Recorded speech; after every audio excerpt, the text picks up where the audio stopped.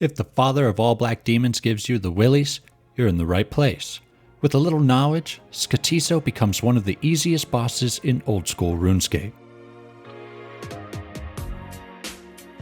To access Skotizos' lair, you need a dark totem which is made from a base, middle, and top piece. These pieces are dropped randomly by monsters in the catacombs of Corinth, except for ghosts.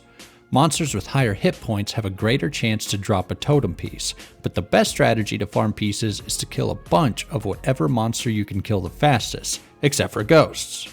This guide is specifically about melee because Arclight is second best in slot at Skotizo, only behind the Twisted Bow.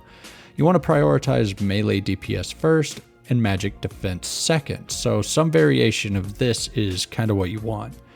The one inventory item that I want to highlight is the stamina potion. Skotizo fights involve a lot of running around.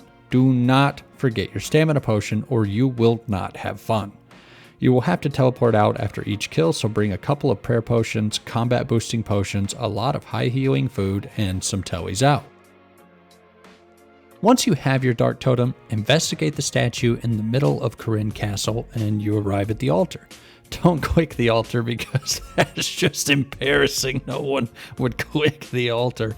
Use the dark totem on the altar and you're teleported straight to Skotizo.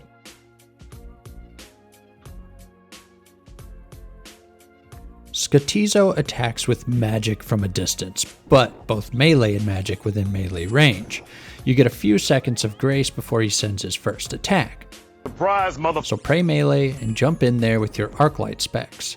Periodically through the fight, Skotizo will awaken these altars in the 4 cardinal points of the room.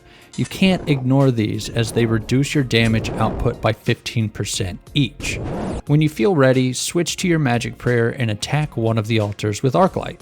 One of its coolest features is that Arclight one-hits the altars, similar to Hespori's flowers, saving you time. Take down each altar, then return to Skotizo, turning your melee prayer back on.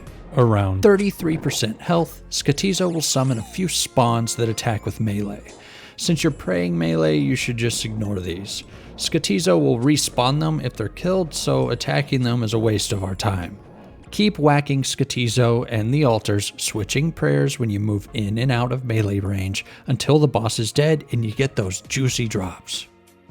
Skotizo counts as a greater demon and black demon for Slayer purposes, and is also a guaranteed hard clue drop, so I recommend saving those totems until you're ready to go on a hard clue grind. And that's it, you're a Skotizo master. Jump in there, don't panic, don't freak out, and slay that beast.